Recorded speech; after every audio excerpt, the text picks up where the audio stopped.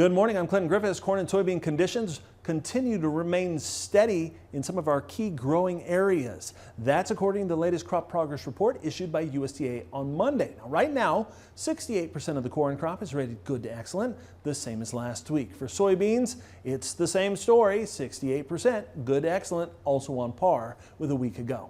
Compared to last year, much better looking corn crop overall. At this point, mid-July of 2023, 57% good to excellent, 13% very poor to poor. If you want to see big problems with the corn, go to the Southeast or the Mid-Atlantic.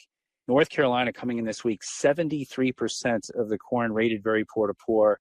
However, in states that have been inundated with rain and flooding like Iowa, South Dakota, and Minnesota, crop ratings continue to fall for both corn and soybeans last week. Ag Day's Michelle Rook joins me. Michelle, will this impact yield potential in those areas? Farmers here in the northwestern corn belt have already lost hundreds of thousands of acres of cropland due to flooding, but they're also at risk for yield loss in those waterlogged areas. It comes in a couple of forms, one increased disease risk, but also fertility issues such as nitrogen deficiency. Yellow corn and uneven stands are common symptoms of nitrogen loss in fields that have had heavy rains or flooding. Agronomists say in extreme cases, 2 to 4% of the nitrogen can be lost in a couple of ways. Firstly, that leaching that you talked about, where the nitrate slowly moves down through the soil profile, especially when you get those rains that sit for a while and they just keep pushing that nitrogen down through the soil profile, even getting it below the root zone.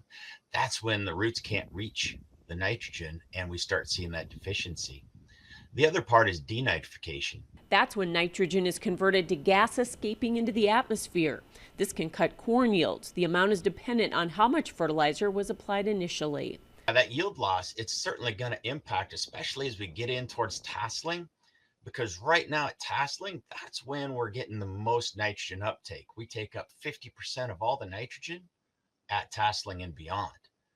All that goes into the grain. He says farmers can scout fields to determine if a fertilizer application is warranted or economical, but there's still time before tasseling.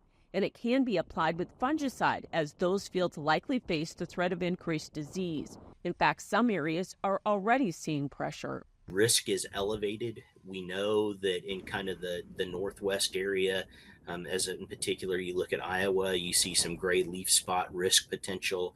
We already know that we have southern rust on the borders of the state of Illinois, over in Missouri and other locations, which is kind of an early start. And we already have tar spot when it comes to corn. Corn is most susceptible right around pollination, and he says yield loss can be substantial depending on the disease. In the case of tar spot, we're talking about, a few dozen bushels at least that sometimes people have seen in the worst case scenarios. We know we've talked about 60 bushel hits in some cases from some of those other diseases that we mentioned. We can see some 20, 30 bushel hits.